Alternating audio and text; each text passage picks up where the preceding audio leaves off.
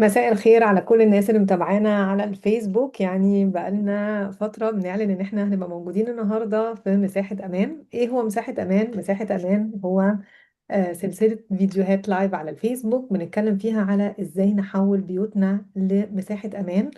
مساحة أمان يبقى الإنسان كأنه بيدور على إن هو يروح البيت كده عشان يقابل العيلة بتاعته، يقابل شريك الحياة، يقابل عيلته، يقابل ولاده.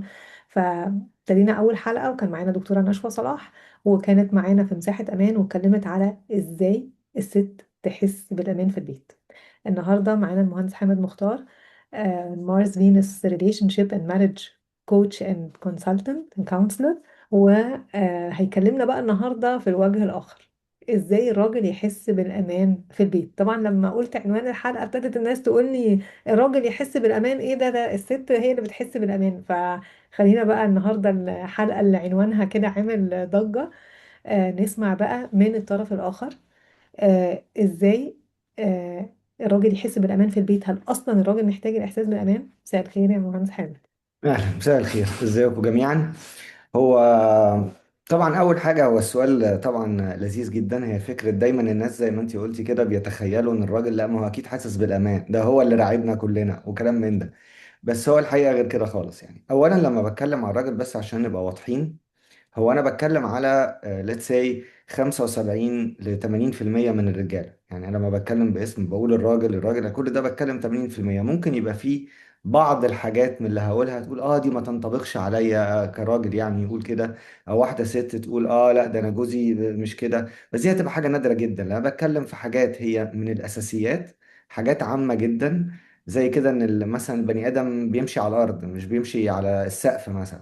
مم. احنا كلنا محتاجين ناكل ونشرب عشان نعيش، هي دي اساسيات. ففي اساسيات برضو في حتة الامان عند الراجل بوجه عام، ملهاش دعوة حتى على فكرة بكالتشر معينة، يعني ملهاش دعوة ببلد معينة، ملهاش دعوة بسن معين. مع ان السن طبعا بيحصل اختلاف فيه، بس مش ان حاجات لا لا دي ما تنطبقش ان سو يعني. ايوه، لا يعني الحاجات الكومن المشتركه ما بين الرجاله عامه، بالظبط كده. ومش بس في الكالتشر العربيه او المصريه.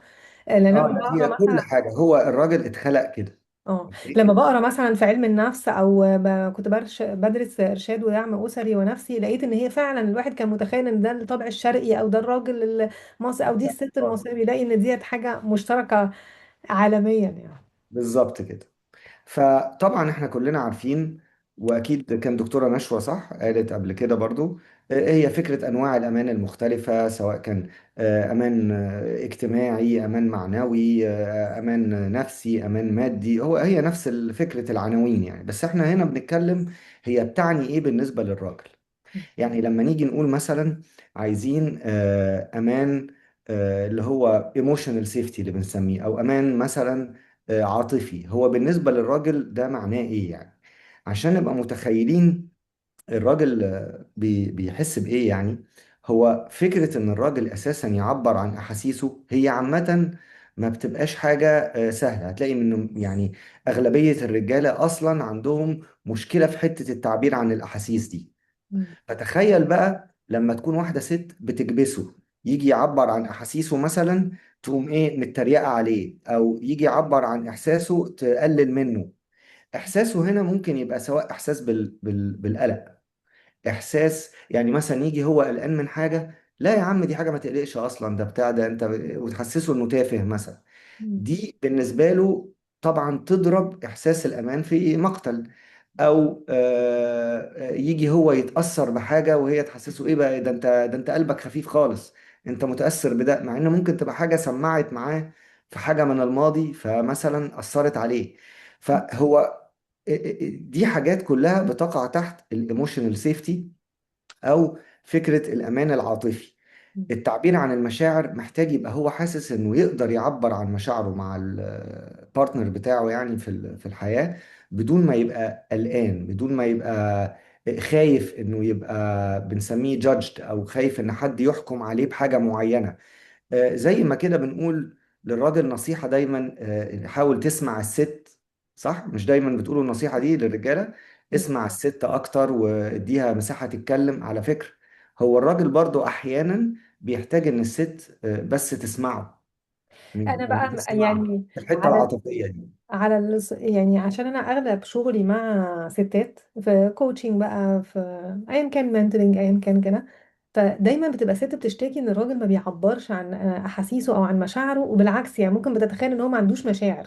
فاول اه مره النهارده انتبه ان هو ممكن يكون اصلا يعني هو ما بيعبرش، ده عشان هو مش حاسس بالامان ان هو يعبر، لانه ممكن يتكبس او ممكن طبعا. يتحكم عليه.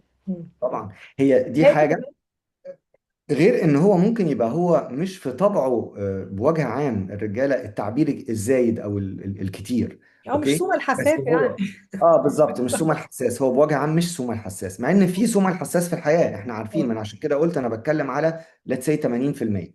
لكن هي ساعات بيبقى بدافع برضو ان هو زي ما قلنا ان هو ما عندوش احساس بالايه بالامان. وساعات برضو ما تنسيش انه التعبير عن الحب ده بياخد صور مختلفة. مم. يعني مش لازم ياخد الصورة اللي هي بتاعت الكلام. يعني مش لازم الوردز يعني اوف افيرميشن، ممكن يبقى ابريشيشن، ممكن يبقى بيجيب لها هدية، ممكن يبقى بيعمل لها مشوار، كل دي ما هو دي تعبيرات عن الحب برضو على فكرة. اه بس فعشان كده الست دايما بتحب بننصح. برضو التعبير بالكلام. حلو، ما هو دايما بننصح عشان كده الزوج والزوجه يقعدوا مع بعض يعملوا الاكسرسايز اللي احنا عارفينه بتاع الشيت، عشان يقدر يعرف هي ايه اللاف لانجوج بتاعتها وايه اللاف لانجوج بتاعته، وكل الكلام ده عشان يعرف هو ازاي يقدر يعبر عن الحب. طب انا عندي بس سؤال يعني هنا، عندي اتفضل. سؤال هنا بخصوص التعبير عن المشاعر. بما ان البداية كانت عن الأمان في التعبير عن المشاعر، مم. الراجل أحيانا بيحس بالغضب، مش بس بالقلق ولا مثلا بمشاعر تانية، لا بيحس بالغضب. ولما بيبتدي يعبر عنه، الست ده بيهز إحساسها بالأمان. تلاقيه مثلا متعصب، تلاقيه ممكن غضبان، وشه محمر. فازاي يحصل التوازن ما بين ان هو يبقى حاسس بالامان انه يعبر عن مشاعره، وفي نفس الوقت تعبيره عن مشاعره ما يهزش احساسها هي بالامان؟ هي اول حاجه يعني الست محتاجه تعرف هو الاول ايه سبب الغضب ده. هل هو الغضب ده هو مثلا هو غضب منها، ولا غضب ساعات بيبقى غضب على حاجه تانية، غضب من الحياه مثلا على فكره، غضب على حاجه تانية خالص. فهي محتاجة تستوعبه في الأول في الحتة دي، إن هي إيه بقى؟ تقدر بس الأول تعرف هو ده الغضب إيه. أصل هو ممكن يبقى إحنا الاتنين غضبانين مع بعض على حاجة، وكل واحد بيعبر عن غضبه بطريقة مختلفة. مم. يعني إحنا الاتنين متضايقين إن فاتورة مش عارف إيه جت زيادة جدا، فهو غضبان ومتضايق فمتنرفز، ما هي كمان على فكرة متضايقة أكيد إن الفاتورة دي جت عالية زيادة عن اللزوم على فكرة. فتقول أنا كمان متضايقة. هو ساعات بيبقى، ساعات برضو بيبقى مهم انه ان هي تبقى معاه بنسميها على نفس الويف او على نفس الموجه. يعني ما يبقاش هو قاعد متضايق عشان حصل حاجه معينه بتاع وهي يحس ان دماغها في الطراوه ولا فارقه معاها ان هم خسروا ده. وممكن تبقى هي فارقه معاها وفاكره ان ده كويس انها ما تظهرلوش ان هي كمان متضايقه. لا اه. بالعكس بقى، ده بالعكس الراجل هيحب قوي يشوف ان هي كمان متضايقه، هيحس ان هي معاه على نفس الموجه. مم. احنا الاتنين اتضايقنا ان ده حصل. مم. مش يعني تاني بقول في فرق ما بين مشكلة ما بيننا ومشكلة احنا الاتنين بنواجهها. دايما بقول الموضوع ده لان يعني عايز اقول لك انه 75% من المشاكل هي دي الفكرة، هم فاكرين المشكلة ما بينهم بس هو اساسا هم الاتنين بيواجهوا مشكلة. مم. يعني هو ده عن موضوع يعني. خبرة وتجربة بالظبط. بالظبط. طبعا احنا عارفين تخصصك بتاع statistics، ف اه 75% ده رقم لا لا هو ده رقم يعني طبعا الحقيقة أنا برضو للأمانة هو مش محسوب، مم. بس هو بالخبرة أقدر أقول لك الرقم ده. يعني تلات أرباع المشاكل بتبقى كده، في ربع من المشاكل أحيانا بيبقى مشاكل ما بينهم، بس التلات أرباع لا. فأول حاجة ف... اتكلمنا فيها كانت الأمان العاطفي. مم. بالظبط. في برضو من مثلا عشان نفهم يعني إيه، ما معنى مثلا الأمان المادي عند الراجل مم. برضو. بالنسبة للراجل أمان مادي يعني إيه؟ يعني الراجل دايما يحب إن هو لو مثلا عنده دخل معين، الدخل ده بيقدر يشيل منه شوية للمستقبل. طب حلو، انا عارف وكلنا عارفين طبعا ان المستقبل بايد ربنا سبحانه وتعالى وما تقدرش تعرف. ويعني اللي معاه قوت يومي من بات امنا في سربه وعنده قوت يومي فقد بقت له الدنيا بحذافيرها، وكل الكلام ده احنا عارفينه او كل حاجه. بس هو بيحس ان هو it is his responsibility مم. ان هو يعمل حته السيفنج مثلا دي ايا كانت صغيره قد ايه بيقدر. فبالنسبة له الأمان المادي إنه ما يلاقيش مفاجآت مثلا في الحتة المادية دي، يرجع فجأة، يرجع يوم يلاقي أصل إحنا عاوزين كذا، مم. يرجع يوم تاني لا أصل إحنا مش عارف فجأة عاوزين كذا، ويلاقي الدنيا إيه مش ماشية بالوتيرة اللي هو متعود عليها أو النظام اللي هو متوقعه. او المفاجآت يلاقي في او الحتة دي. يلاقي مثلا صرف باستهتار او زياده عن اه ده دخله موضوع اصلا. تاني كمان، ان هو بيحب ان اللي قدامه لازم اللي قدامه ده يبقى ريسبونسبل معاه في الموضوع. مم. ما يبقاش هو قاعد مركز في حاجات ويلاقي اللي قدامه هياخد اي قرشين يطيرهم. ده خلي بالك بيبني مع الوقت. مع الوقت لما الراجل يلاقي الست مثلا كده، تلاقي مثلا هو تخيلي كده معايا واحد رجع قال لها ايه، انا مثلا خدت بونص في الشغل 5000 جنيه، لقى فجأة إن فجأة بونص 5000، طب إحنا عاوزين كذا وعاوزين كذا وعاوزين كذا. مرة في التانية في التالتة هتلاقيه ما بيقولهاش إنه خد بونص 5000 جنيه ببساطة، مم. لأنه ما بقاش حاسس بالأمان اللي في الحتة دي. أنا حاسس إن أي وقت هقول لها إن في فلوس هتطيرها. مم. في ستات بتعمل ده غصب عنها. مم. في ستات بتعمل إيه كمان، بتقول إيه، طيب أنا هستنى مش هطلب منه حاجة ومش هقول له إن إحنا محتاجين ده غير لما يبقى معاه فلوس، عشان أنا كده أبقى حاسة بيه. مم. تخيلي بقى ان ده غلط. بالعكس، هو يحب يعرف على فكرة احنا محتاجين جزء، هو مش مستعجل بس احنا محتاجينه، ولما يبقى فيه هنجيب. ده بالنسبة له حلوه ابروتش النقطه دي، انا هطبقها ان احسن شاء الله كتير جميله جدا. قوي من فكرة انه ايوه اول ما جاله فلوس اطلب منه. مم. خلي بالك، انت هتلاقي رجالة كتير قوي قوي، يعني مش قادر اقول هنا نسب معينة، بس رجالة كتير قوي هتلاقي ان اللي هو شخصيا بيصرفه ما يعديش 10 20% من اللي هو بيجيبه. هو ال 80% رايح للبيت والأسرة والحاجات ده، يعني 80 ل 90% مم. رايح لكل حاجة تانية. فتلاقيه هو ساعات نفسه مثلا يجيب حاجة، مثلا لازم يحس بالأمان إنه يجيب حاجة لنفسه، مم. وشريكة حياته تبقى عادي يعني بتشجعه، وهو عادي يعني بيجيب حاجة ما فيهاش حاجة على فكرة. مم. مش يلاقي انه اي مرة يجيب حاجة فيها لنفسه هي هتطلب حاجات زيادة. ما انت معاك فلوس بقى. كل ده بيضيع الاحساس بالامان المادي. مم. حلوه برضو قوي النقطه دي، اه ان ما بدل كل ما ده كله هي حلو يعني.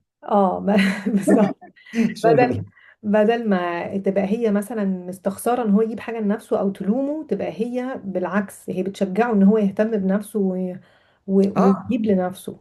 بالظبط، وهتلاقيه هو اوتوماتيكلي لما بيعمل كده. هو دايما الراجل على فكرة بيبقى برضه حاسبها. يعني هو هتلاقي الغالبية من الرجالة طبعا، يعني غالبية واكتر من غالبية بيبقى لا هو حاسبها برضه. يعني هو يجيب لنفسه مش معناه ان هو هيضيع الدنيا خالص، مم. هو حاسبها بطريقة ما، فلازم برضه يبقى في ثقة انه اكيد حاسبها بطريقة ما. مم. معايا؟ مم. طيب، فده نوع مثلا تاني من الامان. في طبعا فقلنا الأمان امان. العاطفي وقلنا الأمان المادي. مم. تمام. في برضه مثلا ال الامان الاجتماعي على فكرة. ده مهم. يعني ايه؟ يعني ايه امان اجتماعي؟ امان اجتماعي يعني انه هي عمرها مثلا ما تحرجه قدام الناس، مم. دايما بتكبره قدام الناس، دايما. الحتة دي برضو بتبقى مهمة. مم. حلو. لان في واحد يبقى لعلمك تلاقي كتير قوي بلاقي زوج وزوجة مثلا، يبقى الزوج لا هو مش عايز يروح زي تجمعات مع مراته، بعد كده تقعد تدعبس في الموضوع، ليه ليه ليه ليه؟ لان هو لما بيروح بيحس ان برستيجه بيقل. مم. تخيلي، يعني ما يحبش يروح معاها اجتماعات عائلية، ما يحبش يروح معاها بتاع، وتلاقيه بيتفادى ده ويسيبها تروح الحاجات دي لوحدها. ليه؟ لأنه لما بيروح يا إما هي تبقى هناك مثلا رمياه خالص ما فيش أي اهتمام، يا إما ممكن تتكلم عليه كلمة تلاقي بايخة في الوسط، تهزر هزارة ملهاش معنى. كل الكلام ده بيقلل بإحساسه بالأمان الاجتماعي. الراجل بتبقى صورته مهمة قوي. خلي بالك الراجل بالنسبة لنفسه الاحترام يمكن أهم من الحب. تخيلي، مم. يعني عارفين مظهر سي السيد، مم. انها تحترمه اهم من انها تحبه. هو الراجل بالنسبه له الاحترام انها تحترمه ده شيء مثلا مقدس عنده، ده اولويه. هي بقى ما بتفكرش كده، هي ممكن تفتكر انه ممكن اقول له الكلمه دي، لا ما هي مش فارقه كلمه خفيفه، وبعدين فيها ايه الكلمه دي، ما هو لو قالها لي مش هزعل. خلي بالك دايما نقول انت حاجه وهو حاجه. انت بتحسيها، انت بتتقبلي ده بحاجه، هو بيتقبله بحاجه، وده للبني ادمين عامه، مش معنى ان كلمه ما بتضايقكش انها ما ضايقتش اللي قدامك. يعني بغض النظر. عندي سؤال لكن هنا في الجزئية دي، الأمان الاجتماعي. اه اتفضل. فكرة ان هو يروح التجمعات او كده. طبعا للأسف ستات كتيرة ممكن تبقى كأنها بتفضفض، بتشتكي، بتتكلم على جوزها اه وحش من وراه، يعني مش شرط في التجمع نفسه. فهل ده ممكن يكون احد الاسباب برضو اللي بتخلي الرجاله مش عايزه تروح، عشان هو حاسس ان هو ممكن يحس يعني ان هو عشان إن مراته هي بتشتكي، عشان اتكلمت بتفضفض، عليه عشان أوي. بتشتكي، اه هو فبالتالي. طبعا هي دي نقطة، بس انت هنا بتتكلمي في نقطة كمان، الحقيقة كمان أكبر، لأنه هو من أهم الحاجات بالنسبة للراجل إنه أصلا يحس إنه زي ما تقول سرك في بير. خصوصيه يعني. انه دايما يأتمنها على سره، سواء سره ده على فكرة كان سر فعلا حقيقي من الأسرار اللي بتتقال، حاجة قال لها على أساس إن دي ما تقولهاش لحد، مم. أو أسرار البيت بوجه عام، المشاكل حتى اللي بينهم بوجه عام، العلاقات اللي بينهم بوجه عام. مم. من أوحش حاجة هي إنه يحس إن الكلام ده كل اللي بيحصل جوه البيت لا هو مش سر، هو مش. يا جماعة هي لازم الراجل يحس بأمان، يعني يحس إنه مطمن. مم. فاهم ازاي؟ انه مطمن، مش ان اي حاجه تحصل يلاقيها ايه وصلت للناس بره. مم. فهو الموضوع كمان مش بس عشان التجمعات ممكن يبقى بارت منها ان هو اللي بتقوليه، بس يعني حتى مش لازم، يعني هو بوجه عام الفكره بتاعت انها تقول حاجه من الحاجات اللي بتحصل في البيت او سر في البيت، او يلاقي حاجه على مثلا مصروف البيت بتتقال، او حتى في رجاله ما تحبش يتقال حتى جاب ايه بكام، او يعني عارفه اي حاجه جوه ما يحبش انها تطلع بره بس خالص. الستات هتتكلم على ايه كده؟ يعني ايه ما هيتجمعوا ينفعش تتكلموا هيتكلموا. على الرياضه السياسه؟ ما فيش، لا السياسة يعني. صعبة جدا، والرياضة للأسف برضو الناس هو ستات طبعا اللي كتيرة بتقوليه بتعاني إن هي هو تبتدي رياضة. للاسف. وتلاقي واحده دخلت في مجتمع هي عشان تساير هذا المجتمع وتقدر تو بيلونج او تنتمي للمجتمع ده، هتلاقيها يعني دي عماله تقول اسرار ومشاكل مع جوزها، ودي بتقول اسرار مع مشاكل مع جوزها، فهي لازم تقول حاجه صح اه. والا هتتحسد مثلا. اه. فتقوم برضو ايه متدبسه وقايله حاجه. لا، وبيعلوا فيجي على هو بعض بقى. ويعلوا على بعض آه. بالظبط. انت عارفه، انت ادرى بقى، مم. انت ادرى. طيب، فيعني ايه. فاحنا كده أخدنا مثال الأمان العاطفي والأمان المادي والأمان الاجتماعي.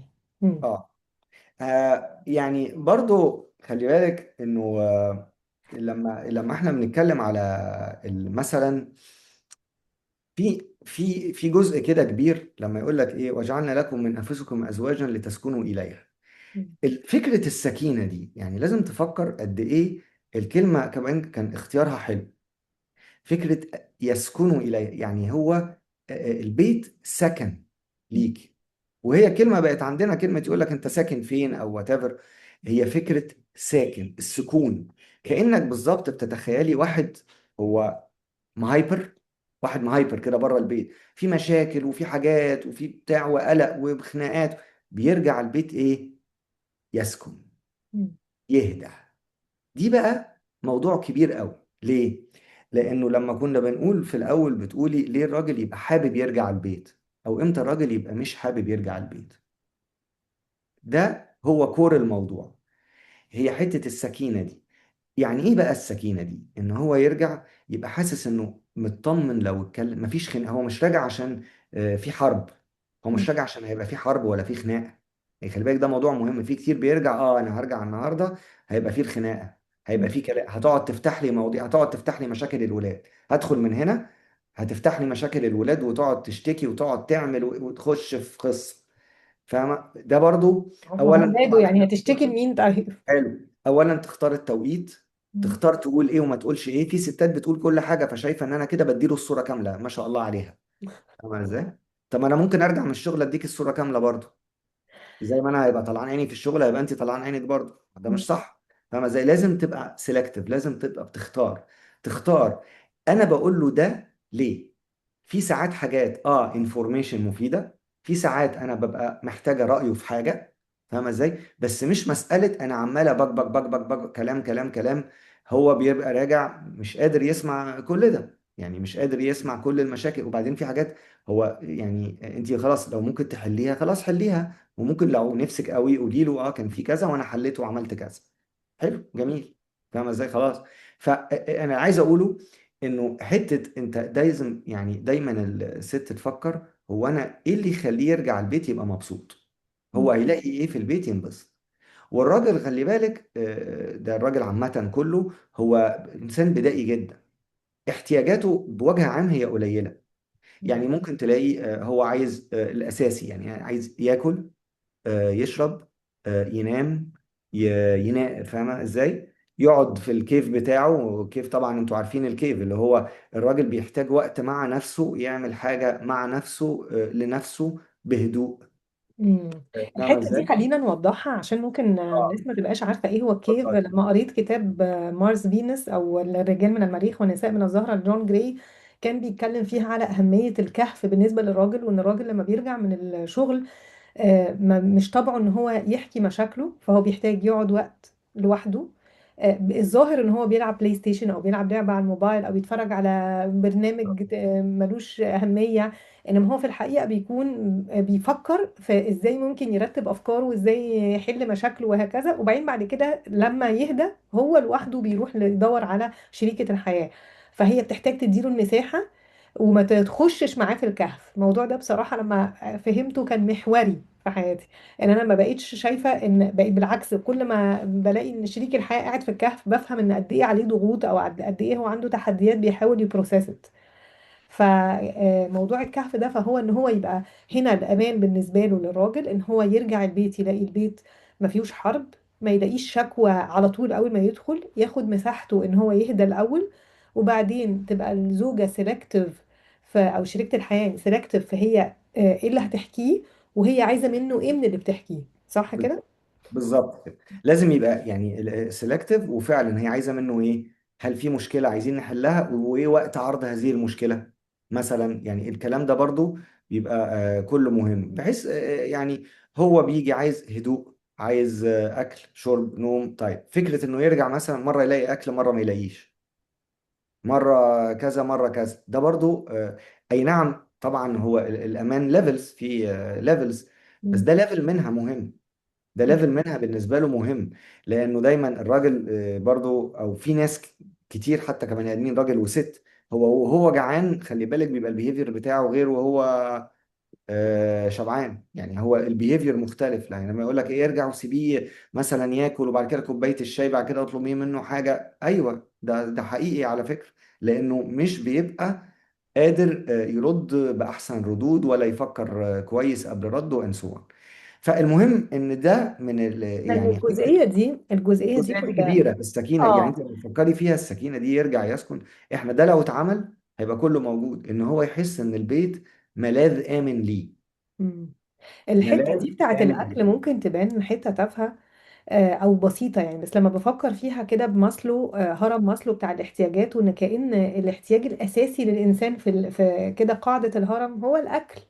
بالظبط. فالراجل اللي خلال اليوم هو بيشتغل وبيحل مشاكل وبيواجه العالم وبيرجع البيت، هو اول حاجه بيدور عليها انه ياكل وعلى عشان فكره انا مش عارف الناس ياكل. شايفاني ولا لا، بس انا يعني الحمد لله مش تخين يعني مش معنى اني بقول كده ان الاكل بالنسبه لي وحق، لا على لا فكره. طبعا. بس بوضح حد يعني. بالكميات برضه. فالنتيجة ايه؟ النتيجة ان دي حاجة مهمة، فكرة ان زي ما احنا مثلا بيكون عندنا اطفال وبنفكر ان احنا ايه ده انا محتاج ان انا احضر له الاكل، لا هو كمان. الطفل كده برضو على فكرة. مم. وهو ساعات بقى كمان الطفل في حاجة تانية، على الأقل الراجل الكبير هو بيجي عارف هو عايز ايه. يعني عايز ياكل هيقول لك انا عايز اكل، صح؟ كتير بقى تخيلوا ان الاطفال برضو، دي عشان خبرتنا مع الاطفال، لا هو ممكن يرجع هو مش عارف ان هو راجع متضايق ومتنرفز. وعارفين البيبي لما انت بتصحى وانتوا كستات بتعرفوا اصل هو مقريف ليه، اصله عايز ينام، مم. صح؟ هو ما بيقولش انا عايز انام، هو بيقول انا عايز انام، لا هو مم. بيقعد يعيط، صح؟ هو برضه ساعات ممكن يجي هو مش عارف ان هو جعان او ناقصه انواع معينه من الاكل، سواء شوربه او سكر او وات ايفر، هو مش عارف ده. مم. فهو جاي متعصب ومتضايق وما مش سامع الكلام، يعني فاهمه بيتصرف بطريقه غلط لانه جعان، بس هو ما بيقولش. الراجل بقى كبر فبيقول السيمبل از. مم. بس هي ده الموضوع. فعايز اقوله انه يعني ده نوع من احساس بالامان، معناه ان واحد يقدر يرجع البيت زي ما قلنا يحس ان هو هيبقى مستريح في البيت ده. فلازم الست تفكر هو ايه اللي بيريحه في البيت ده، طيب ايه اللي هيخليه يرجع يبقى مبسوط في البيت ده. اتكلمنا في شوية تصرفات ممكن الست تعملها كأنها تزود إحساس الراجل بالأمان، إن هي ما تحكيش المشاكل، إن هي تحضر له أكله، إن هي ما تخليهوش كل ما يجي يجيله بونس أو يجيله فلوس تبتدي تكلمه في إن إيه ده، هات حاجة وتطلب حاجات من اه، فجأة. والترتيب ده مهم. انا صدقيني في كتير قوي فاكرين ان دي كانت حاجه هم بيعملوها خدمه للراجل يعني، مم. ان لما ابقى محتاجه حاجه ما اقولوش وبتاع. وعلى فكره في واحد يقول لك ايه، ما انت ما تجيش تقولوا له برضو انا محتاجه ده دلوقتي وانت عارفه انه معهوش، فبرضو انت يعني ايه كانك بتضايقه برضو، ما انت ده كده برضو بتزنقه. تعجيز، لا انت إحساس ممكن بالتعجيز. تعجيز، انا ما بقولش برضو تعمل حته التعجيز، فاهمه ازاي؟ لكن انا بقول تقول له على فكره احنا محتاجين ده، هو ان شاء الله يعني ما يبقاش ارجنت، يعني هو مش ارجنت، هو مش حاجه لازم، بس على فكره عايزين نبقى نحطها في الخطه. مم. دي بالنسبه له احسن حاجه، هو ببساطه هيحطها بالخطه، ده فاهمه ازاي؟ راجل محترم بقى. طيب خلينا اه، نسأل كده، ايه إن دلوقتي شفنا شوية ما تصرفات خلي بالك انا بقول على حاجات برضو، ما هي الست لما بتعمل الحاجات دي الموضوع برضو خد وهات، يعني الموضوع في العلاقة ما بين اتنين هو خد وهات. هو هيبقى بيعمل، يعني هي بتشتغل بطريقة محترمة، لازم يبقى اللي معاها برضو بيطلع معاها، احنا قلنا دايما بيبقوا ماشيين على نفس الموجة. مم. خلاص، فما ينفعش نتكلم انه الست تعمل واحد واثنين وثلاثة واربعة وخمسة والراجل قاعد على البيت برضه. ما هو الراجل برضه على فكرة مطلوب منه حاجات، بس ده مش في السيشن بتاعتنا النهاردة. مم. لكن هو، ما هو الراجل برضه عليه حاجات عشان يبقى راجل. ما هو لازم يبقى الريسبونسبل ده، لما انا بقول هو يفكر في الفيوتشر ويعمل حتة سيفنج وبتاع، this is his responsibility، مم. ده مسؤوليته. يعني انت عارفة مثلا الراجل مثلا هو اتخلق كأنه في العلاقة لما يبقوا هما الاتنين مع بعض انه الطبيعي ان هو الليدر. مم. فلازم برضو ده ليه علاقة برضو بالإحساس مثلا بالأمان، ان هو يبقى الليدر في الديسيجن، هو بياخده لانه ليه بيتحمل عواقبه، معاته اه. بياخد قرار بيتحمل عواقبه. فاحنا بنقول كده صح، ما يجيش بقى واحد في العلاقة لا هو ياخد القرار وما يتحملش عواقبه، يسيبها هي تلبس عواقبه، لا كده بقى في حاجة غلط، مم. فاهمة ازاي؟ وما يعني تجيش هي هي برضو تاخد قرارات وكأنها تلعب دور الليدر. بالظبط الادوار، يعني برضو احنا عارفين مهم جدا ان هي بتلعب دور الزوجة، ما تجيش تلعب ادوار تانية، مم. فاهمة ازاي؟ زي يعني تلعب دور امه اه. ولا تلعب دور بنته وتقعد انها انا ما اعرفش حاجة، انا ما اعرفش انت اللي اعمل. لا، ما هو على فكرة ده برضو الراجل من احساسه بالامان انه يحس ان مراته دي يؤتمن عليها، صح؟ مش هي دي الكلمة؟ هو احساسه بالامان وهي يؤتمن عليها، يؤتمن البيت، تؤتمن على البيت، تؤتمن على الاولاد، she's responsible. مم. ده بيزود احساسه طبعا بالامان في الحياة الزوجية. لو حس ان هو انا لو سافرت اسبوع هتتقلب ميغا في البيت، مم. انت او متخيله؟ او انا هي مش ريسبونسبل ان هو لو حصل حاجه الولاد حد عي محتاجين يروحوا هي مش المدرسه هتعرف امتحانات تتصرف. الدنيا باظت، اه فهو كده مش حاسس بالامان ان هو يقدر يتحرك في اه الحياه وهي اه ده الشريكه. انا عايز اقول لك ان في ستات مثلا ما تعرفش تشحن كارت الكهرباء مم. ما عندهاش ابلكيشن سهل وتشحن كارت، دي موضوع برضو يعني ايه. يعني انا عايز تقول لي ان انا يعني الراجل هيبقى حاسس بالامان ان هو لو سافر وحصل ان شحن الكهرباء خلص ما تعرفش مراته تشغل الكهرباء؟ مم. يعني شيء محبط جدا لما تفكري فيه. فاحساس ان الست محتاجه برضو بتشيل انواع معينه من الريسبونسابيلتيز وتبقى عارفه وقادره، مم. ده بيدي للراجل احساس بالامان. مم. ليه برضو؟ وده بقى من الحاجات اللي بنقول ايه الامان فكره مع السن، يعني خلي بالك برضو ممكن واحد وهو صغير ما بقاش بيفكر كده، كل ما الراجل بيكبر اكتر بيبتدي يجي احساس برضو هو لو انا مش موجود هيحصل ايه، مم. يعني بيبتدي يخطر في باله ذلك، فبيبقى نفسه يشوف انه انا لو مش موجود برضه هي هتعرف تعمل كذا وهتعرف تعمل كذا. هيفتقد وهو مكانه اساسي طبعا، وهي طبعا من الحاجات الجميلة ان دايما الست دايما الوردز اوف افرميشن او الكلام الحلو اللي تقوله للراجل ده بيزود احساسه بالامان طبعا، وانت ما نستغناش عنك وانت بس هو عايز لا، يبقى عارف انه لو جات له سفرية شهر شغل، لا هو البيت هيمشي، مم. هيبقى فيه ولاده هياكلوا وهيشربوا وهيروحوا المدرسة ومراته هتقف، ده طبعا بيديله إحساس بالأمان يعني. طب في جملة قلتها اللي هي ما تبقاش بتلعب دور أمه. ازاي ممكن لو نعمل دور الأم؟ يعني دور الأم يعني مثلا كأنها بتوجه، بتنتقد، بتدي اه نصايح، بتفتش في حاجته. في نقط نقط طبعا مش المفروض الام تبقى بتفتش حتى عن لا، في يعني امهات رائعة. والله انت من الزمن الجميل، الامهات احنا اه. بنقول لها واحدة واحدة. طيب تعالى نشوف كده ايه يعني. اولا قلتي حاجات كتير اكشلي، يعني في نقط مهمه قوي كتير. اولا مثلا الانتقاد. الانتقاد ده الراجل برضو ما بيحبوش، ما يحبش انه يجي يعمل. وطبعا الستات عندنا في مصر بسم الله ما شاء الله تقدر تحط فيهم كمان مش انتقاد، تقطيم. يعني هو في تقطيم، يعني التقطيم بقى بياخد معاهم ايه؟ يعني هو فاكر من 6 سنين، من 6 سنين لما جبت مش عارف ايه وبعد كده ما نفعكش ورميته في الزبالة، اه، انت برضه هتعمل كده تاني. وطبعا قالت له الجملة دي في خلال ال6 سنين مثلا ايه 36 مرة.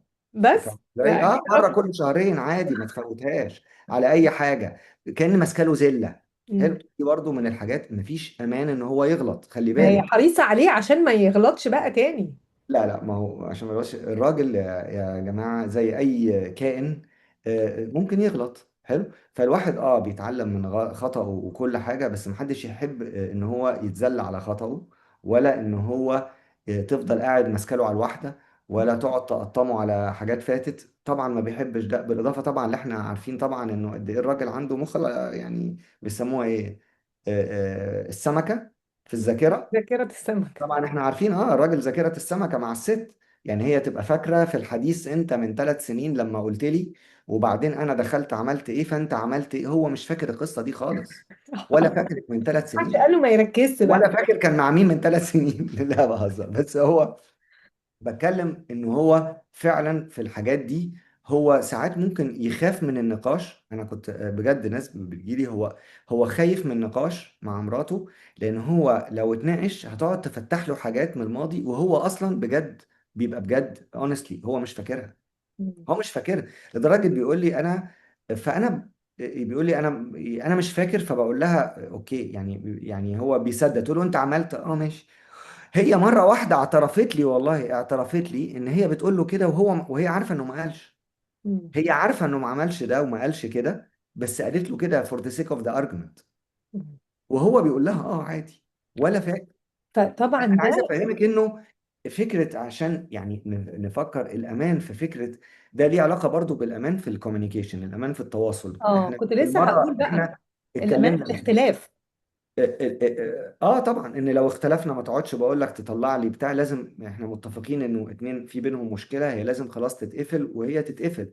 بنتعلم منها حاجات وبنرفلكت عليها وبنقرر شوية حاجات للمستقبل، خلص الموضوع بقى. مش كل شوية نرجع تاني فاكر لما عملت وفاكر. ده برضو بيدي عدم امان خالص في حتة لما يحصل اختلاف. او حتى بقول لك في الكوميونيكيشن العادية يبقى قادر تو كوميونيكيت سيفلي من غير ما يحس انه اللي قدامه هيتريق عليه في كلمة، او او اللي قدامه هيفهمه غلط.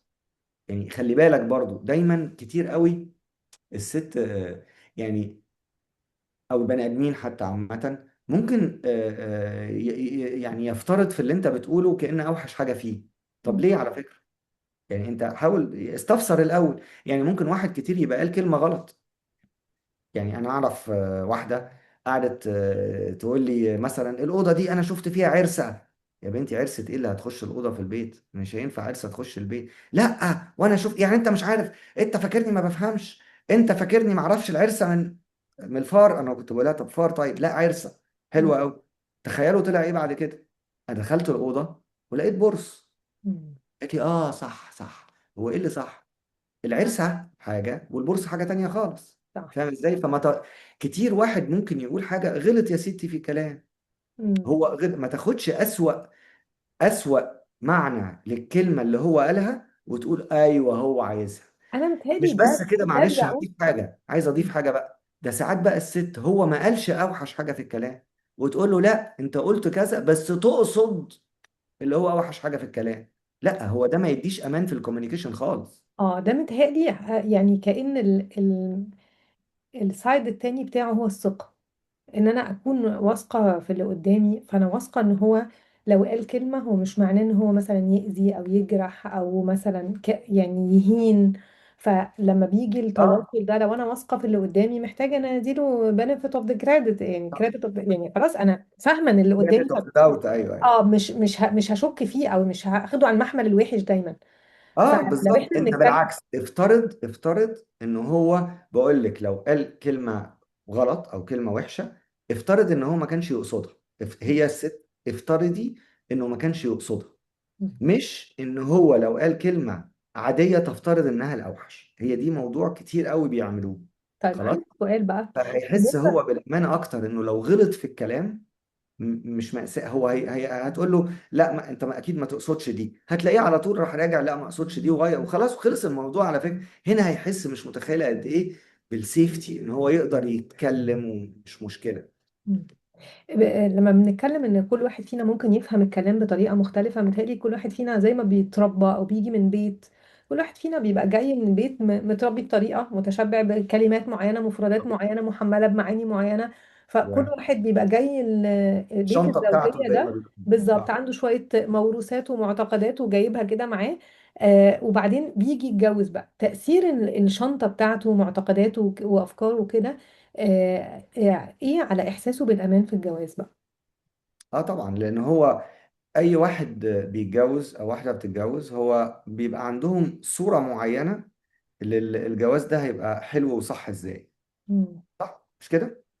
كلنا كده.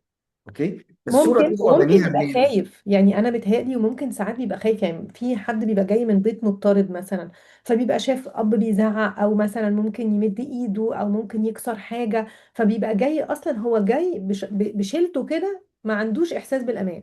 اي. فالتأثير بقى ان كل واحد جاي من بيت مختلف وعندهم اصلا زي هو بيز تأثير اوف كبير امان جدا. كده أول حاجة لازم يحصل اللي بنسميه awareness أو وعي. وعي. مم. وعي بأنه إحنا جايين من بيئة مختلفة، جايين من بيت مختلف. فعادي جدا الناس ممكن تروح لواحد ماريج كونسل مم. على فكرة، علشان يفهم هو في إيه، هو أنا اللي غلط ولا ده اللي غلط ولا ده إيه. قبل ما يحصل مشكلة ولا بعد المشكلة؟ ليه يا عم؟ على فكرة إن الناس مش عارفة أقول إيه. هو عادي جدا إنه ناس تروح قبل الجواز وما فيش مشكلة لحد الحد ده بيوضح شوية حاجات، بيخليهم هم نفسهم يشوفوا شوية حاجات. دي حاجة هتخلي العلاقة صحية جدا ما بينهم. ليه نستنى بعد المشكلة ما تحصل؟ أو ألاقي ناس جاية إحنا بقالهم، ألاقي المشكلة بقالها 10 سنين. ليه يا عم بقالكم في مشكلة 10 سنين؟ لانه الناس ما جاتش من اول سنه فيها مشكله. انا وليه ما تجيش متهيألي. بقى من الاول؟ علشان ما يبقاش فيه اصلا انواع المشاكل دي، عشان كل واحد يبقى عارف الدور بتاعه، كل واحد يبقى عارف الاكسبكتيشنز بتاعته، كل واحد يبقى عارف ايه اللي جاي دلوقتي. كل واحد داخل بشنطه، الشنطه دي فيها حاجات حلوه وحاجات لا. ما انا صح. متهيألي اللي بيخلي يعني ده وجهة نظري، يعني ممكن اللي يخلي الناس ما تقبلش عن هي تعمل كونسلنج قبل الجواز اصلا، ان انا مش عايزه اقول ان شنطتي فيها حاجه مش كويسه، انا جايه وبمثل ان انا كويسه، وبالعكس يعني بالذات مع زياده نسبه الطلاق وزياده نسبه العنوسه وكل احنا حاجه بصي لازم نتفق على بقت حاجه. الست طب اخبي على شنطتي واوري ان انا كويسه. بس بتظهر ما المشاكل امتى بقى؟ بعد الجواز. ده اديكي قلتي اهو. خلاص، يبقى ده السبب الاساسي اللي هو ليه احنا محتاجين ان احنا، لا بالعكس، نيجي ونتكلم ومن قبلها حتى. مم. ومن قبلها، مش نستنى. ليه؟ لانه انت دلوقتي انين احسن حتى، يعني نفترض الاسوأ. نفترض الاسوأ ان الاتنين دول مش نافعين مع بعض اصلا. صح، نفترض اسوأ حاجه. يعني اصلا ما هو ممكن يبقوا نافعين مع بعض هيصلحوا حاجات، يا اما مش نافعين مع بعض اصلا. صح. مم. طيب مش نعرف ده قبل ما يتجوزوا احسن؟ مم. ولا يتجوزوا وبعدين نعرف ده؟ ما هو في الاخر هتلاقي انه بجميع الاحوال هو الاحسن انه اصلا من قبلها يبتدوا يروحوا سيشن او حاجه. مم. خلاص، ده مش معناه انه they will continuously go to a session. يعني مش لازم كل اسبوع مدى الحياه، انا مش بقول كده. لكن بيبقى فيه ممكن شويه في الاول نتكلم نفهم الريسبونسابيلتيز بتاعتنا وخلاص، وبتعمل حاجه ممكن الحاجه دي تقعد سنه. بعد كده تبقى تيجي مرة تانية تتكلم كلمتين وبتاع، تقول حاجات، تقعد فترة على حسب. مم. واحيانا بيحصل لما بيبقى في مشكله، هي بقى تلاقي ناس اللي هي واخد ايه ماريج كونسل وجاي كل اسبوع وكل اسبوع لمده سنه. ليه؟ لان انت اساسا ليه قاعد كل اسبوع لمده سنه؟ لان انت قعدت ده 15 صح. سنه في مشكله. صح، عشان ما فاهم كانش ازاي؟ الاساس صح. اه. لكن انت لما تيجي في الاول قبلها، ده انت ايه، هتقعد قعده قعدتين. خلاص بتفهم شوية أساسيات وتبدأ بيها وتشتغل. احتجت تسأل حاجة، احتجت تيجي بعد 6 أشهر سنة، يعني فاهمة إزاي؟ مم. الناس لازم تفهم إن ده علم عادي على فكرة. مم. يعني ده علم. ليه تبدأ معكش غير الاكسبيرينس بتاعت بيت أهلك؟ ده اللي أنت شفته وده اللي أنت رايح بيه وخلاص، ده كل الباك جراوند بتاعك، وطبعا الكام واحد صاحبك اللي إيه اللي حواليك. ليه ما المشكلة كمان ان بقت الصحاب اللي حواليك بيبقى في عدد منهم اساسا ممكن ما كملش في الجواز او ما اتجوزت، فانت ما عندكش، ما بيبقاش الشخص عنده ريفرنس. خبرتهم برضه هتبقى ايه يعني، انت فاهمه؟ زي الطالب اللي يقعد ياخد كل الاكسبيرينس بتاعته من الطالب اللي جنبه في الفصل. يا ابني ما هو انت إيه اللي يعني مش فاهم؟ ما انتوا الاتنين زي بعض. مالك يعني معيشني في الدور ان بالظبط. هو ده يعني اللي هيفهمك الدنيا واخرها؟ صح. بس طيب لو اتكلمنا بقى عن الثقة والإحساس بالأمان، إيه علاقتهم ببعض؟ يعني هل الإحساس بالأمان بيبني ثقة، ولا الثقة بتدي إحساس بالأمان؟ مين انا اللي مش بيجي عارف انت قبل مين؟ تقصدي هنا بالثقه اللي هي فكره ان واحد يبقى واثق في مراته انها مثلا يعني انا شفت انتوا في السيشن مع الدكتورة نشوى المرة اللي فاتت. اه، في أنا اللايف. شفتها حقيقة. يعني خدتوا كلام كتير عن موضوع برضو الثقة والراجل يخون ومش عارف إيه إحنا هنا في ناحية الراجل هي مختلفة يا جماعة خالص. مم. هو الثقة دي ما ينفعش تبقى 90%. مم. أصل 90% معناها إيه يعني؟ أنا لو سبتها 10 أيام هتخوني مرة، ده معنى ثقة 90%. مم. ولا 99. يعني لو سبتها مثلا 4 أشهر ده بقى 120 يوم، أكتر من 100، ف 99% يبقى هي هتخوني مرة في ال4 أشهر. ده ينفع؟ لا طبعا. بالظبط. فاللي حاصل إنه الثقة اللي إحنا بنتكلم عليها دي، هي اعتبريها زي إيه؟ دي هي ما ينفعش تبقى أقل من 100%. مم. إن هو يبقى واثق في مراته. هو لازم يبقى واثق فيها 100% عشان العلاقة بينهم دي يبقى هو إيه حاسس معنى إن بالأمان. هو واثق في مراته؟ يعني واثق فيها بإيه؟ يعني خلينا نتكلم في dimensions يعني. واثق فيها إن هي هتشيل مسؤولية البيت، واثق فيها إن لا هي لا، انا كنت هتحترم. بتكلم في واثق فيها، يعني انا تطرقت للموضوع عشان انتوا كنتوا بتتكلموا عن الخيانة مثلا والكلام ده. مم. فانا بتكلم على حتة الخيانة بأي درجة من درجاتها. مم. فاهماني؟ في يبقى واثق 100% ان هي لما هتكلم زميلها في الشغل هي بتتكلم باحترام. واثق 100% انه لو واحد جه يكلمها في لو واحد في الشارع قال لها كلمة، واثق 100% من الرياكشن بتاعها هيبقى ازاي. مم. واثق 100% في كل ده. ده ما ينفعش يبقى 99. مم.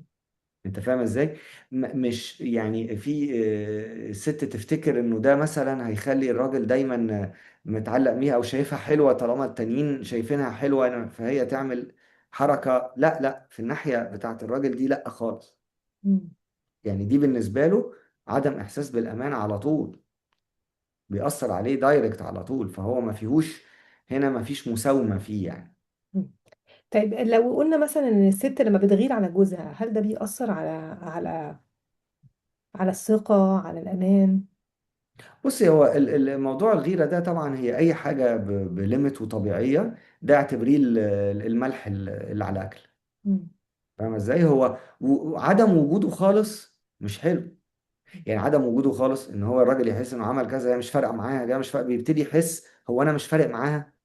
هيبتدي يفكر كده، هو انا اللي مش فارق معاها خالص، ولا مش بتحبني، ولا فاهماني؟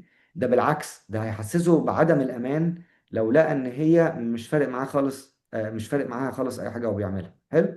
وفي نفس الوقت في طبعا ناس بقى مرضى بقى بزياده. يعني برضو ده مش مساله احساس، ده بيبقى انوي بيضايق.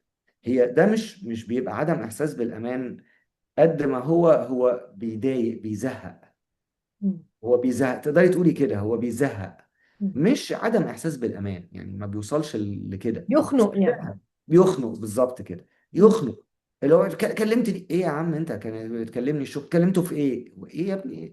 ما انت لازم تبقي انت برضو واثقه في يعني الست تبقى واثقه في جوزها برضو الى حد ما. مش ممكن اللي هو لو اتكلم في التليفون جاله تليفون مين وايه وقالت ايه وقلت ايه، يعني ده بيحسس ده زهق. دي اللي اسمها خنقه. في بعض الهزار اللي بيعمله الرجالة بيخلي الست ما تحسش بالأمان. يعني مثلا اصل الشرع محدد لي اربعه، اصل انت كبرتي، اصل كذا. فده بيهز ثقتها بالامان، فبتبتدي او احساسها بالامان، فبتبتدي بقى طب هتفتش وراه، هتبص وراه، تعمل كذا.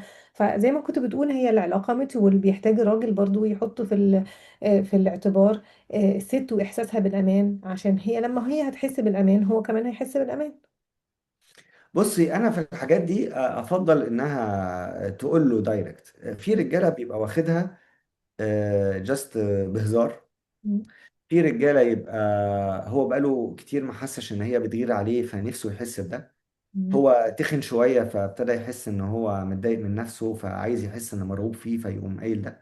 عايزها تقول له كلمه بتاع انه هقطع رقبتك، عارفه انت بهزار يعني. مم. هقطع رقبتك لو مش عارف ايه، وعارفه ساعات الحاجات دي بتبقى متاخده في حيز الهزار. مم. اوكي. فهي لازم تعرف كده اولا، يعني هو لما بيقول كده هي لازم تفكر الاول هو فعلا ناوي على كده، ولا هو ممكن يبقى الراجل اصلا مسحول ولا ناوي على كده ولا اي حاجه. فهي لو كده تبقى عارفه ان كل اللي فيها هو عايز يحس شويه بالاهتمام، مم. عايز يحس شويه انها معجبه بيه ايوه. وعاجبها، مم. عايز يحس شويه انها شايفاه حلو او شايفاه كويس فبتغير عليه. هو عايز يحس ده لانه مش حاسه فقال لها كده. فاهمه ازاي؟ فممكن يبقى ببساطه كده. ايوه. طب انا ولو هقول هي لك. بقى الموضوع هو اكتشفت ان ده نوع هزار لسبب ما هو بيحبه يقوله، ومفيش حقيقي سبب ليه وكده، لا هي ممكن تقول له صراحة مم. انه ده بيحسسني بعدم الامان. فاهمة؟ آه، الكوميونيكيشن. كنت بفكر كده ان دايما لما بنتكلم على الاحساس بالامان ليه هو مهم، لان هو وانا بدرس دعم وارشاد نفسي تعرضنا لتجربه كده عملها احد العلماء زمان، يعني قوي قوي. وشاف ان احتياج الانسان، يعني الاحتياج للامان هو اهم من احتياج الاكل والشرب. يعني هو كأنه هو اهم حاجه. كنت بفكر كده ان الست في البيت بتبقى دايما بتتمنى. طبعا الامان بيجي من ربنا سبحانه وتعالى، بس تبقى بتتمنى ان جوزها هو يكون مصدر الامان في البيت، هو اللي هيبقى فاتح البيت، هو لو حصل اي حاجه في البيت هو هيتصرف او ايا كانت. طب الراجل بقى هو دلوقتي في البيت، هو اللي مطلوب منه ان هو يوفر الامان لاسرته. طب هو ايه الحاجات التانية الخارجية اللي بره البيت اللي ممكن تأثر على إحساسه هو نفسه بالأمان؟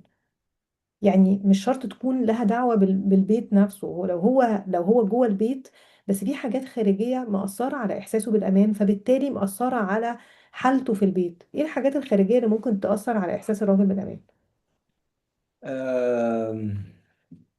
في حاجات ممكن تبقى ملهاش دعوة بالست خالص، يعني حاجات الصحة مم. مثلا.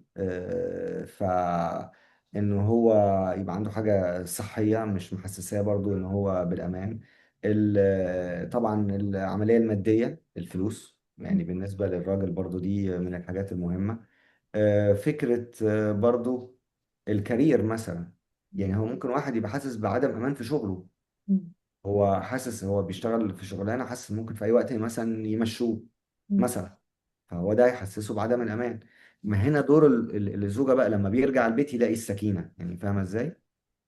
يرجع البيت هي يعرفوا حتى ساعات يفكروا مع بعض. اصل انت ممكن تبقى في شغلانة انت حاسس فيها على طول بعدم الأمان.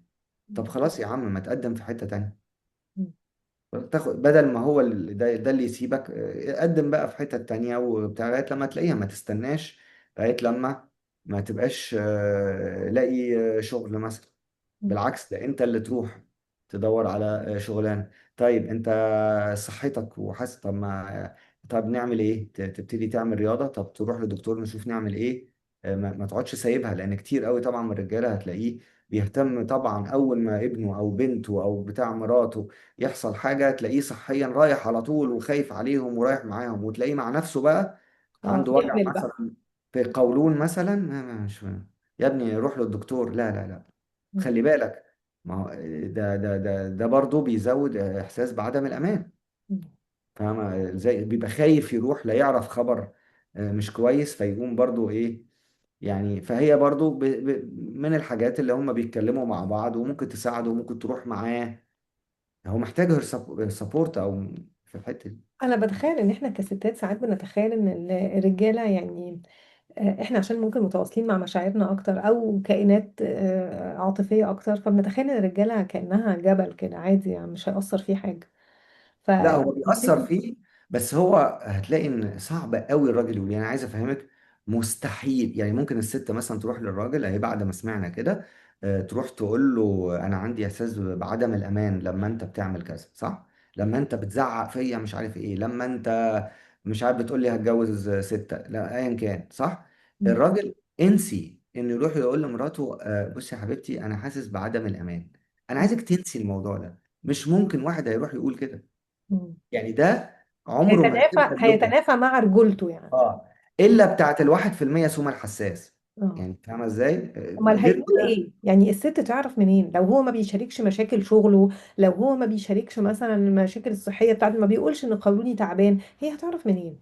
هي بتلاقيه متعصب وغضبان، تبقاش فاهمه، تبقى شايفه ان بتبقى بتقعد بقى. احنا الستات بقى عندنا خيالنا واسع جميل جدا، نقعد بقى نتخيل بقى ده هو دلوقتي عصبي عشان شايف له شوفه، ده هو عصبي عشان انا اه تخنت شويه، ده هو عصبي اه، عشان كذا، ده هو. هو دايما اي حاجه بتبقى ليها علاقه، الست بتفكر ان هي يا اما شايف له شوفها يا اما حاجه ليها علاقه بيها هي، بس هو ايوه.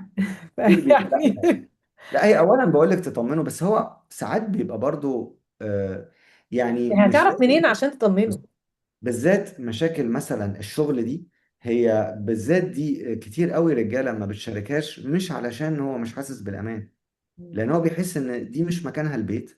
مم. ولانه اجان زي ما قلنا، لما انت نفس النصيحه اللي انا قلتها لك، هو انت لما بتيجي الواحده تحكي له مشاكل او تتكلم بتاع، لازم تفكر وتبقى سيلكتيف. انا بقول له ده ليه، صح؟ مم. فهو بالنسبه له ساعات مشاكل الشغل دي، غير ان هي خدت من طاقه الكلام بتاعته في الشغل قد كده. مم. هو اصلا احنا عارفين هو عنده عدد كلمات معين في اليوم اصغر بكتير من الست، اه. فمش قادر يجي يقعد يتكلم فيها تاني. مم. بالذات انه هي اصلا الكلام فيها المشاكل دي، هو لا هيزود حاجه ولا يأخر حاجه ان هو يتكلم معاه، لا يعرف ياخد نصيحه ليها لازمه في الموضوع، لان هو موضوع كومبليتلي ليه علاقه بالشغل بتاعه، ولا هيفيد باي حاجه. فده مش يعني مش هو ده اللي نقيس عليه الراجل حاسس بالامان ولا لا، بيشارك مشاكله في الشغل ولا لا، خالص مش هو ده. اه، بس لو هو لكن عايزها تسنده لكن وهي محتاج يديلها هيدز اب، يعني ما ان في هو ما حاجه. هو ما هو مش ده اللي هتسنده فيه، لكن حاجه زي القولون مم. نتوقع ان واحد حاسس بالامان لا هيقول حاجه صحيه. واحد حاسس بالامان هيقول ده يعني مشاركه الاحلام. يعني خلي بالك، مشاركه الاحلام، انا نفسي في كذا، نفسك تبقى بتعمل ايه، نفسك كده، نفسي اعمل ايه ده. دي برضو الاحلام ونفسي اعمل ايه، دي من الحاجات اللي لا لو ما بيشاركهاش يبقى مش حاسس بالامان. مم. فدي الطرق اللي الست تعرف بيها وحاسس بالامان ولا لا. عشان هي بس ممكن مثلا حته مشاكل تقول له الشغل. لا ما تقدرش، او مثلا لا احلام ايه، او تسخر منه، ففي الحل. اه احنا قلنا من الاول ان دي هتخليه ايه، مش قادر يبقى حاسس بامان ان هو يقول اي حاجه. مم. فاهمه ازاي؟ ف يعني دي الحاجات اللي هي منها تعرف هو حاسس بالامان ولا. طبعا طبعا تلاقيه عادي موجود احيانا بياخد، لما ياخد مثلا، اقول لك ايه، رجع بدري، رجع من الشغل، ممكن عادي يرجع على البيت. لو لقيت انه اي مره هو فيها بيرجع عشان ينام بس، ولو خرج مره من الشغل بدري هو بيخرج بره وبعدين يرجع ينام، تقلق. مم. طبعا تقلق. ده معناه ان هو مش بيحس بسكينه في البيت. هو ليه ما بيجيش على البيت على طول؟ في حاجه انا عاملاها غلط. مش تمسكه بقى تلومه. يعني خلي بالك بقى، ما في ستات تاخد ده العكس. ده بيخلص الساعه 4 بس بيجي لي الساعه 9 ومش عارف ايه وكل يوم وما بيحبش يقعد معايا، تقعد تلوم فيه بقى ان هو كده. لا، هي لازم ترفلكت. هو ليه هو مش مبسوط ان هو يرجع البيت؟ طب ايه اللي انا ممكن اعمله عشان يبقى مبسوط ان هو يرجع البيت؟ هي هنا بيبقى في تشالنج شويه، بالذات لو في اطفال صغيره، يعني بتبقى الست من وجهه نظرها شايفه ان انا شايله طلبات البيت وتفاصيل البيت وتفاصيل كتير، والعيال زنانه ومرهقه، فمنتظره ان هو يرجع عشان يشيل معايا شويه، بالذات لو الولاد صغيرين. فكره ان هو هو طبعا هي مشاركة الزوج مهمة طبعا. يعني مش هقدر اقول حاجة في التربية وفي المشاركة دي مهمة، بس من الذكاء برضو ان هي مش مثلا دلوقتي تخيلي واحد جه يلا الدور عليك تديله بقى الولد عمال يعيط وبيزن ويكون مش مغير ويكون جعان. فاهمة؟ لا يعني عشان كده انت متهيألي الكوميونيكيشن انت مهمة يعني. هتديهوله، اه انت هتديهوله اوكي تمام، اديهوله شويه عشان انت تستريحي، فاين. بس اديهوله واكل شارب، الولد مستريح، الولد مغير كل حاجه، فهو هيقعد يلعب معاه شويه، هيشيله من عليكي شويه، مش هتفضلي قاعده على طول دماغك فيه هو الولد حط ايده في الكوبس ولا الولد عمل ايه. فاهمه ازاي؟ انت خلاص شلتي من دماغك شويه هادك معاه، وهو في نفس الوقت اديتيله حاجه يقدر يشيلها بعد يوم. اه، هي دي انا متهيألي حته مهمه ان احنا نفهمها، يعني الطرفين يفهموها.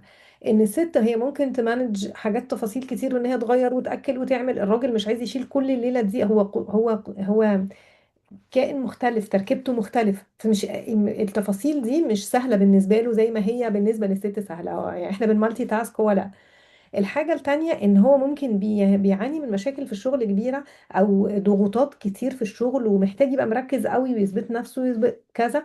واحنا بنتخيل ان هو لا، هو راجع، هو كان كأنه في النادي. لا، هو كان في الشغل، ما كانش في النادي. بالظبط. بالظبط. يعني دي لا مفاجأة. فهو هو راجع عليه بصراحة ضغوطات قد كده، فمحتاج يبقى برضو واحدة واحدة. ما اه يبقاش من الضرب، يعني ضرب ضرب كله يعني. وهي لو كل مرة طبعا رجع هي لبسته في العيل، مم. مش عارف اقولها ازاي يعني، لبسته في عياله وبتاع، هتلاقيه بيتأخر وما بيرجعش على طول. مم. يعني خلي بالك، ما هو ده الموضوع كده. ما تجيش بقى كل مرة، يعني مثلا خليك برضو بالمعقول، مم. حتى لو انت لبستيه ووضبتيه وخليتي الولد ظريف ولطيف ولبسته له، برضو بالمعقول. يعني الراجل ما ننساش هو هيرجع في اوقات محتاج الكيف بتاعه، هيرجع ما تعملي ما تديلوش الواد قبل ما ياكل ويشرب ويقعد، يعني فاهمة؟ التوقيت بتاع الحاجة، الفريكونسي بتاعتها كده، يعني محتاجة برضو ذكاء في الحتة دي. عندي آخر سؤالين بقى. أول سؤال فيهم هو من خلال بقى خبرتك في الشغل في الكونسلنج، الماريج كونسلنج، إيه أكبر مشكلة كأنها كومن بتهز البيت، بتهز بيت الزوجية؟ اكبر مشكله، هي اكبر حاجه common بتعمل مشاكل، انا هقول لك هي التواصل او الكوميونيكيشن. دي اكبر مشكله بتعمل مشاكل، يعني إن مفيش كوميونيكيشن، ولا إن اه الكوميونيكيشن غلط، ولا إن إيه؟ سواء غلط او مفيش، هو طبعا مفيش، انا مش متوقع ان يبقى مفيش، يعني هو في الاغلب هتبقى غلط. مم. فاهمه ازاي؟ طريقه التواصل يبقى ما بين الاتنين غلط، او خلاص هي غلط لانه بقوا خلاص بيتكلموا في حاجات عاديه، بس مثلا ما بيتكلموش في احاسيسهم، مم. بيتكلموا بس ما بيتكلموش في مشاكلهم، مم. بييجوا يتكلموا في مشاكلهم بيتكلموا في اوقات غلط وبطريقه غلط. مم. دي في رايي من اكتر الحاجات اللي بتكون مع الوقت مشاكل، لانه مع الوقت لو انا ما بتكلمش وبقول اللي انا حاسه وبقول اللي انا عايزه، هو بالتالي التاني مش هيعرف، وده ماشي في سكه وده ماشي في سكه، وفجأة بتلاقي الكلام ده فاتت عليه سنة واتنين وتلاتة وأربعة، والحياة بينهم ماشية وبتاع وعندهم عيال حلو، بس هم ما بيتكلموش في المشاكل، تحصل حتى مشكلة ما بينهم أو يتخانقوا ويناموا متخانقين مثلا، مم. أو بقول لك بيوصل إن هم ما بيتخانقوش، هو بيوصل إن هو خلاص، ما هي كده وهو كده، خلاص بتفضل بقى الجاب تكبر تكبر تكبر، وتلاقي ما فيش، انت مش بتشوفي ساعات ناس حتى تلاقيهم مثلا يوصل مثلا في سن ال60 سنة وهي 65 وهو 65 مش عارف ايه وهي 60 ويتطلقوا. مم. انت تفتكري ليه؟ يعني ناس بعد ما وصلت للاتشيفمنت ده، واحد بقى اتجوز واحدة بقاله 40 سنة، حلو، ايه؟ ليه ايه اللي هيخلي فجأة لا لا ده احنا مش مناسبين؟ تفتكري يعني هو فجأة اكتشف ان هم مش مناسبين؟ لا، هو في غرام مشكلة بقى. مم. موجودة بقالها كتير قوي وعمالة تكبر. مم. فالكوميونيكيشن بتاعك طبعا اكتر حاجة بقى تهد بيت، ده موضوع تاني، اكتر حاجة تهد بيت طبعا هتبقى هي حاجة زي كده، خيانة. مم. اه ملهاش حل يعني. طيب لو قلنا السؤال بقى التاني والأخير كده، ايه يعني لو هتدي نصيحة ل... لل... للراجل ونصيحة للست عشان يبقى البيت فعلا مساحة أمان؟ ما هو يعني نصيحة للست، اسمعي السيشن اللي قبلها، ونصيحة للراجل اسمع السيشن دي، انا مش هقدر اقول نصيحة واحدة. نصيحة واحدة، يعني هي مفتاح، تيك اواي كده تمشي بيه، تقول ايه؟ انا مش قادر اقول حاجه واحده، يعني حقيقي انا مش طب قادر اقول حاجه واحده، طب لانه هو كل اللي قلته هو عامل كومبينة مع بعض. يعني هقدر اقول مثلا للست والراجل خلي كل واحد يبقى السكينة للتاني، خليه يبقى مطمن لك، مم. خليه يبقى مطمن لك. ده يعني لا اقدر أقول. بس هتقولي لي ايه ده يبقى مطمن له ازاي؟ هقول لك طب ما هو كل الحاجات دي يعني مش ممكن يعني مثلا انا لو هدي تتبسط كده. نصيحه هتبقى ايه؟ هتبقى وانتي بتتعاملي مع راجل افهمي ان هو من المريخ وان انتي من الزهره، هو مش ست زيك. فما ينفعش تتخيلي ردود افعاله وتصرفاته وكلامه وطريقه تفكيره واحتياجاته زيك انت. بالظبط. يعني انت حطيتي برضو زي ما تقول حاجه اللي هو اعرفي ان هو مختلف. حلو في ايه؟ فلقيتي نفسك بترصي حاجات كتير قوي هي نفس الفكره اللي انا بقولها. مم. انه اعرف مثلا ان انت اعرفي انه هو لازم تعملي له البيت ده ان هو يجي يسكن اليكي. حلو. ده معناه ايه؟ هتلاقي كل اللي قلناه ده. مم. مش ممكن تقدري تلاقي اللي هي فعلا الكلمه السحريه اللي مم. هو اعرفي ان الراجل مختلف. ايه يعني اعرف الراجل مختلف؟ ايه مختلف في كذا وكذا؟ الله، ما انت هتقعدي تعدي 10 حاجات اللي هي السيشن برضو. مم. ففيست، فيست. مم. هي الموضوع مش في كده، مش في حاجة سهلة. وزي ما قلنا love is a verb. هو البيت ده هو بيتبني مع بعض، هما بيبنوا البيت ده مع بعض، والعلاقة بينهم بتتبني مع بعض وبتاخد سنين. مم. خلاص، ما فيش حاجة هتيجي هفوة واديني كلمة هقولها لبنت خالتي في التليفون في دقيقة وهي هتعيش حياتها كلها. ايه يا عم في ايه؟ اسمع، عايزه اختصارات دلوقتي في الزمن بتاع لا الريل. لا مش. انا شايف ان شكرا الساعة جدا. دي اللي احنا قعدناها ساعة هو ده شوف اختصار عدت جامد هوا. قوي. هو اه. ده اختصار جامد قوي يعني. بالظبط. مش هينفع نختصر الساعة في دقيقة ما هو. صح. شكرا تمام. جدا جدا المهندس حامد مختار على لقاء النهارده واتمنى مساحة أمان، وازاي تبقى الراجل كلام ده فارغ. يحس بالامان في البيت. وشكرا لكل متابعينا. الحلقه باذن الله هتبقى موجوده على اليوتيوب، وتابعونا كل شهر هيبقى عندنا حلقتين لمساحه امان، وكل مره هيبقى معانا ضيف مختلف وبيتكلم على ازاي نحول بيوتنا لمساحه امان من وجهات نظر مختلفه ومن خبرات ومرجعيات مختلفه. شكرا جدا ونشوفكم على خير. ميرسي أوي.